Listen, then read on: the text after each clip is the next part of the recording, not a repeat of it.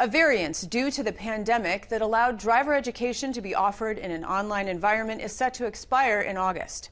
Senator John Jasinski is author of a bill that would allow online driver education courses in Minnesota going forward. He joins me now to talk more about this and also to provide his views on the cannabis legalization bill that is moving through the legislature. Thank you for joining me. You betcha.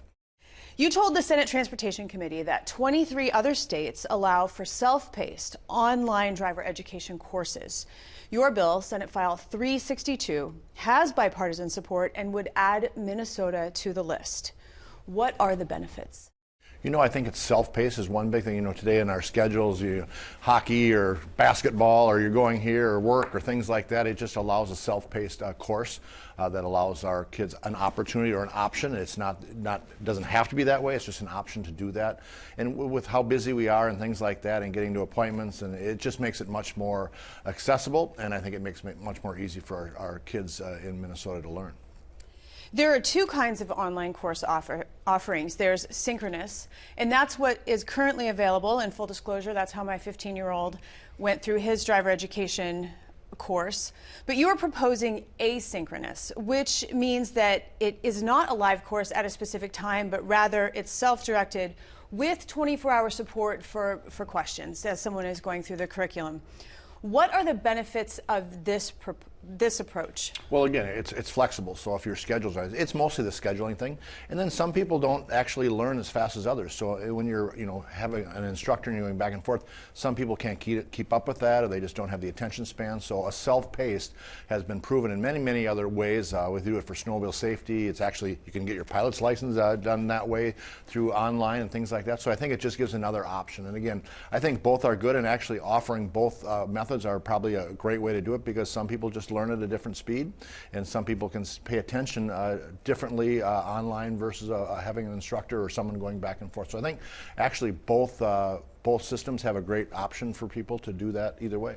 Yeah, and I will say from my own personal experience, because my son's was, Monday through Friday for this 3-hour window for 2 weeks, we had to really schedule around that, and for him to be able to dial in whenever he needed to could have been more helpful. So about what is currently available, Senator Heather Gustafson has that bill for the live online courses. Do you think that one is better than another, or would you just like to see all three options available so that each family, so in the classroom, asynchronous or synchronous, each family can decide what fits their situation best? I think all three are a great option. Again, as I said, many people learn at different speeds, have different issues going on, different schedules. So allowing those options and the person to choose which way, I think it provides the most flexibility for all our Minnesotans. And I think we can do all three. I think both these bills are coming up, have bipartisan support. So all three should be great options for everybody. Now, but if nothing is done, then this variance will expire, and then it will be classroom instruction only. And that would be unfortunate, because again, with what's happening in technology, how it's come along, I think it makes a lot of sense to do it this way. Many, many other states do it, as I mentioned before, and many other types of licenses and permits are done this way. So it just makes a lot of sense for Minnesota. Is there going to be a way to ensure the quality of a curriculum? Will there be, people just making sure that the kids are learning, and adults too, a lot of people take driver's ed, are learning what they need to know in this course? Yep, and DVS will oversee these and approve these courses, and I think there's one full-time person that's in the bill that would oversee to make sure everything gets done right and they're abiding by what they're supposed to do, and so yeah, there is a person to oversee it to make sure that it is working well. And I think, and I don't recall because it's been a while since I introduced this, but there's some looking back to make sure things are working well, and like a one-year review to make sure things are proceeding as they should, and we're seeing good results. And do you expect all three to cost about the same, or would one maybe be less expensive than another? I think up front, my bill may be a little more expensive to develop the software, and then once you get it there, but the other one ongoing with staffing may be a little bit more. But our bill also has a person 24 hours that can be there for questions, but that could be for other states as well. It could be an online, that could handle both areas, whereas the other one could be just directed just to Minnesota. So I would think they'd be pretty close. There may be some differences between the two, but I would say they're pretty much the same. Okay, so I think we're done with that one. Let's move on to Senate File 73. the bill that would legalize adult use of cannabis. You're the ranking Republican member of the Senate Transportation Committee, and you've voiced a number of concerns about this bill that's moving through the legislature. It would legalize adult use cannabis in Minnesota, create a regulatory framework for new products. It would do some other things as well. What is your number one concern?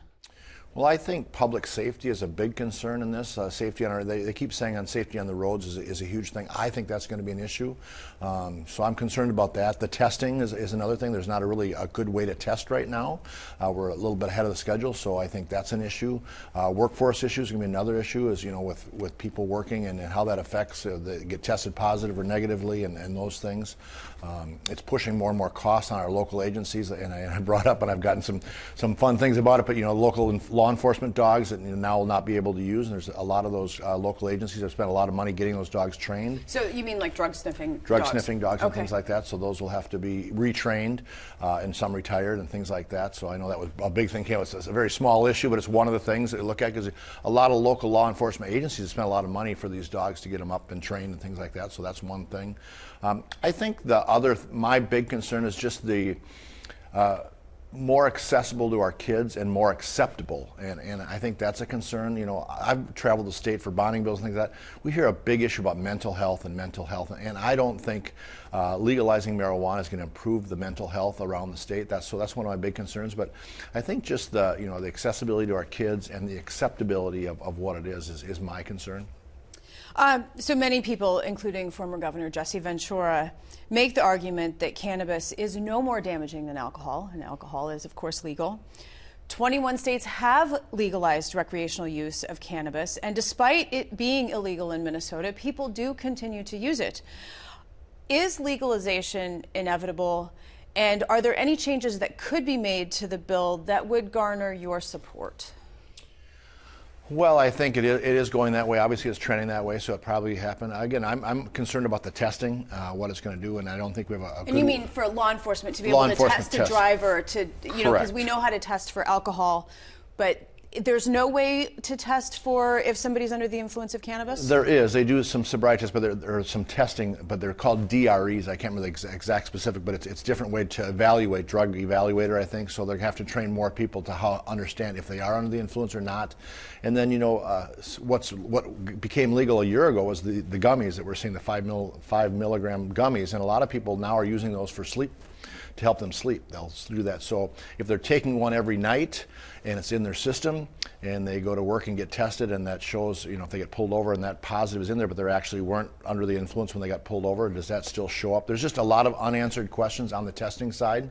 I haven't talked to one law enforcement official in the state that thinks this is going to benefit Minnesota. Everyone you talk to has some huge concerns of local issues and things like that, and the testing. So, and the safety on our roads, I think we've seen that. And just, the people I've talked to, I haven't been to Colorado or Washington, but I've heard people that have visited there and just said it's just they don't feel a good feel when they go there. They see more homeless people on the streets and things like that, so that's a concern.